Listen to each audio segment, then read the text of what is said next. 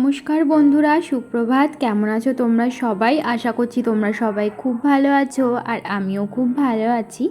আমি সোমা আর আমার ছোট্ট একটি চ্যানেল শখের পরিবারের নতুন একটি ভিডিওতে তোমাদের সকল বন্ধুকে অনেক অনেক স্বাগত আর অনেক অনেক ভালোবাসা জানিয়ে আজকের নতুন একটি ব্লগ আমি শুরু করছি।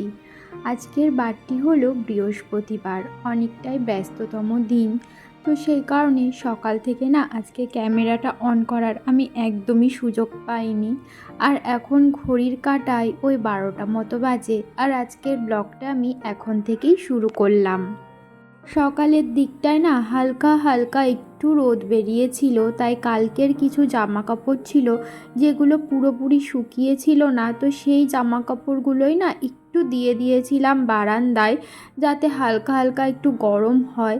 কি বলো তো, বর্ষাকালে না যতই ভিতরে ফ্যানের হাওয়ায় জামা কাপড় শুকায় না কেন, হালকা যদি একটু রোদের তাপে জামা কাপড় না শুকাতে পারি, দেখবে জামা কাপড়ের না সেই স্যাঁতস্যাঁতে ভাবটা থেকেই যায় আর যেন কেমন মনে হয় ভিজা ভিজাই রয়েছে।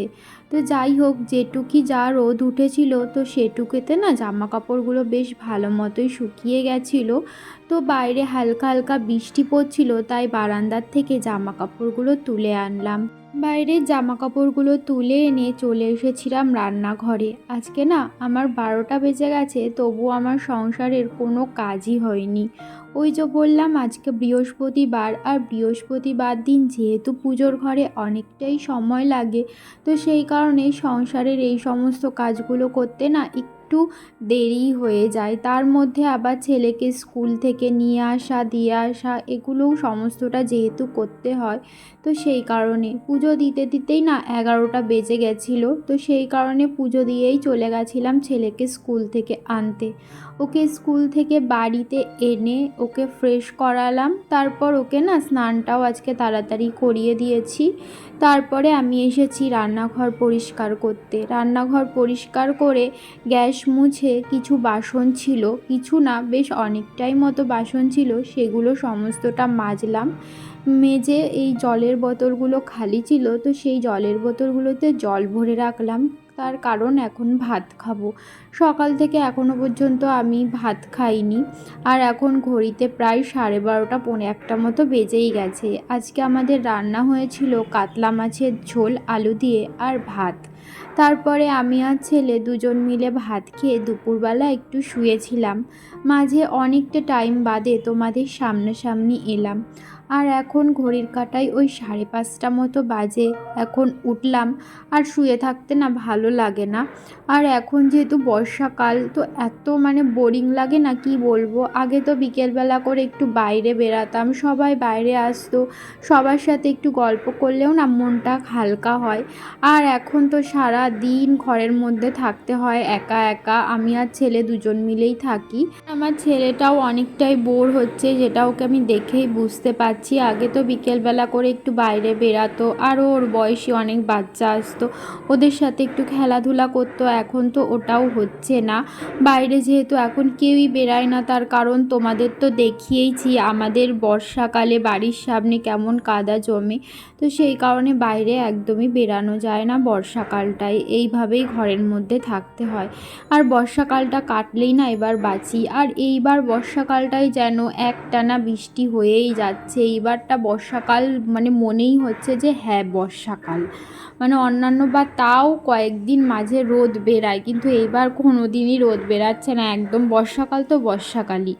তো যাই হোক, যেহেতু দুপুরে শুয়েছিলাম তাই বিছানাটা পরিষ্কার করে ঘরদুয়ার ঝাড় দিয়ে নিলাম বিকেলবেলা। তারপরে চলে এসেছি আমি সন্ধ্যা দিতে। সন্ধ্যা হয়ে গেছিলো যেহেতু, তো সেই কারণে আর কি।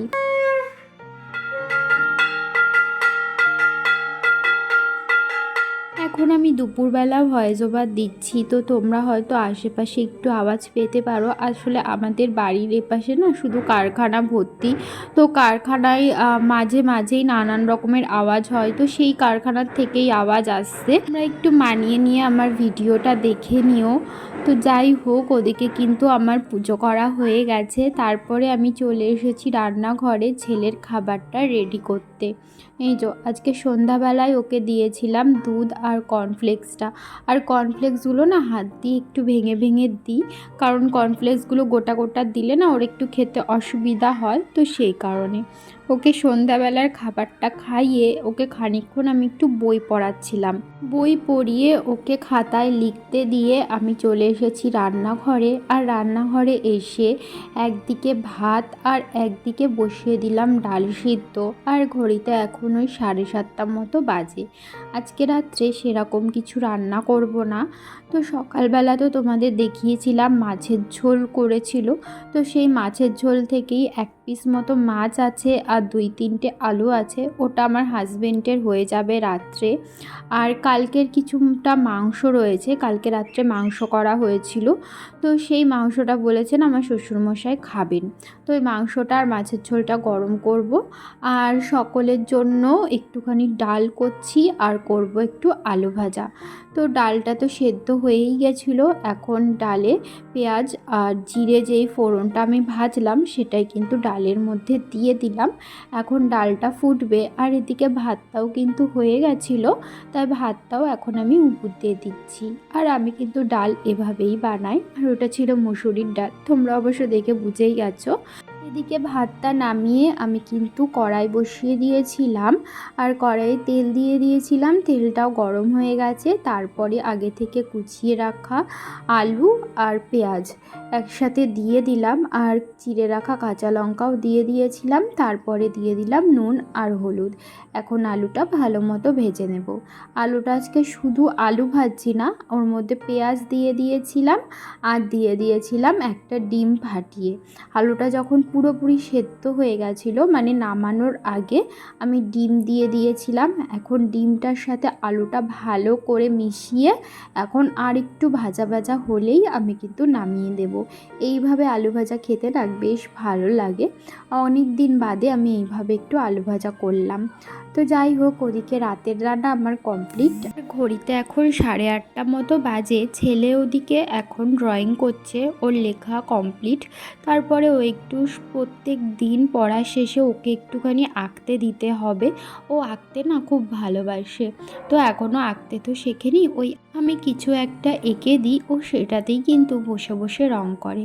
ও এখন কালার করছিল আর সেই ফাঁকে না আমি ভাবলাম মোজাগুলোকে একটু বেছে রাখি। শ্বশুরমশাই সন্ধ্যার দিকেই মোজাটা নিয়ে এসেছিলেন, কালকে শাশুড়িমা রান্না করবেন, তাই ভাবলাম আমি কিছুটা বেছে রাখি। এই যে মোজাটা বাজতে বাজতেই 9টা মতো বেজে গেছিলো। তো ছেলের যেহেতু খাওয়ার টাইম হয়ে গেছিলো আর ও বারবার এসে আমাকে বলছিল মা আমার খিদে পেয়ে গেছে, তাই দেখো আমি ওর খাবারটা গুছিয়ে নিয়েছি। ভাত, ডাল, আলু ভাজা আর সাথে নিয়েছিলাম 1 টুকরো লেবু। তো এটা দিয়েই আমার ছেলেকে খাইয়ে দেবো। যখন যেটা রান্না হয় সেটা দিয়েই কিন্তু আমার ছেলেকে আমি ভাত খাওয়াই। আমি কিন্তু কখনো ওকে বেছে বুঝে খাওয়াই না। আর ও কিন্তু এখনই সব রকম খাওয়া শিখেও গেছে। তো যাই হোক, ওকে খাইয়ে দিয়েছি। তারপরে আমিও না রাতের খাবারটা আজকে খেয়ে নিয়েছি। যেহেতু দুপুরের খাবারটা আজকে তাড়াতাড়ি খেয়েছিলাম, তাই রাতেও খিদেটা না একটু তাড়াতাড়ি পেয়ে গেছিলো, তাই ওই 9:30টার মধ্যে রাতের খাবারটা খেয়ে নিয়েছি।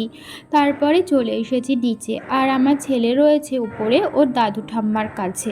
তো যেহেতু ও উপরে রয়েছে, সেই ফাঁকে আমি নিচে এসে কিছু কাজ গুছিয়ে নিচ্ছিলাম। এই জামা কাপড়গুলো তখন সকালবেলা দেখেছিলে আমি তুলে রেখেছিলাম, তো তারপরের থেকে এই জামা কাপড়গুলো ভাঁজ করার আমি সেরকম সুযোগ পাইনি। তো এই তো ভেবেইছিলাম রাত্রে ঘুমাতে যাওয়ার আগে এই কাজটা করে রেখে তারপরেই ঘুমাতে যাব, নাই সকালবেলা উঠে না আর এই সমস্ত এক্সট্রা কাজ করার সেইভাবে সময় থাকে না। তো এই তো এখন ভাবলাম যে জামা কাপড়গুলো সমস্তটা গুছিয়ে নিই। আজকের ভিডিওতে কিন্তু আমি তোমাদের সন্ধ্যার থেকে রাত্রে শুতে যাওয়ার আগে পর্যন্ত কি করলাম সমস্ত কিছুই কিন্তু শেয়ার করলাম A to Z। বেশিরভাগ দিনই আমার রাত্রে শুতে যাওয়ার আগে এই সমস্ত কাজ কাজগুলো গুছিয়ে রেখে শুতে যেতে হয়। আর যেদিন আমি এই সমস্ত কাজগুলো গুছিয়ে না রেখে শুতে যাই, তার পরের দিনই সকালবেলা বেঁধে যায় হুলুস কাণ্ড, আর নাকে মুখে আমার করতে হয়।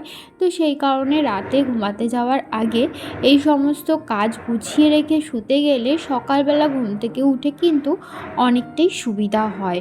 তো যাই হোক, ওদিকে জামা কাপড় ভাঁজ করা আমার হয়ে গেছে। তারপরে না আমি মাথায় দিয়ে নিচ্ছি একটু তেল। আমি সপ্তাহে 3 থেকে 4 দিন তেল মাখি, আর যেদিনই তেল মাখি তার পরের দিনই আমি শ্যাম্পু করে ফেলি। তো আজকে তেল দিচ্ছি ভালো করে, আর কালকে কিন্তু আমি শ্যাম্পু করব। যেহেতু আমি তেলের সাথে কাস্টার অয়েল মিশিয়ে মাখি, তাই পরের দিন শ্যাম্পু না করলে একদমই হয় না, চুলটা একদমই আঠা আঠা হয়ে যায়। ঘড়িতে এখন বেজে গেছে রাত 10:30। আমি নিচে এসেছি ওই 9:30 নাগাদ। নিচে এসে কি করলাম তোমরা তো দেখলেই। আর এখন মশারিটাও টাঙিয়ে নিয়েছি আর বিছানাও করে নিয়েছি, এখন শোবো। আর আজকের ভিডিওতে তো তোমরা দেখলেই যে আমি বিকেল থেকে রাত্রে শুতে যাওয়ার আগে পর্যন্ত কি করি, সমস্ত কিছু A to Z কিন্তু তোমাদের সাথে শেয়ার করেছি। যতটা আমি পেরেছি ততটাই তোমাদের সাথে শেয়ার করবার চেষ্টা করেছি। আর এই তো এখন শোবো। তাহলে চলো আজকের মতো ভিডিওটা এই পর্যন্তই রাখছি। তোমাদের সাথে আবারও দেখা হবে পরবর্তী ভিডিওতে। ততক্ষণের জন্য তোমরা ভালো থেকো আর আমার এই ছোট্ট চ্যানেলটির পাশে থেকে আমাকে সাপোর্ট করো। তাহলে আজকের মতো এখানেই টাটা, শুভরাত্রি।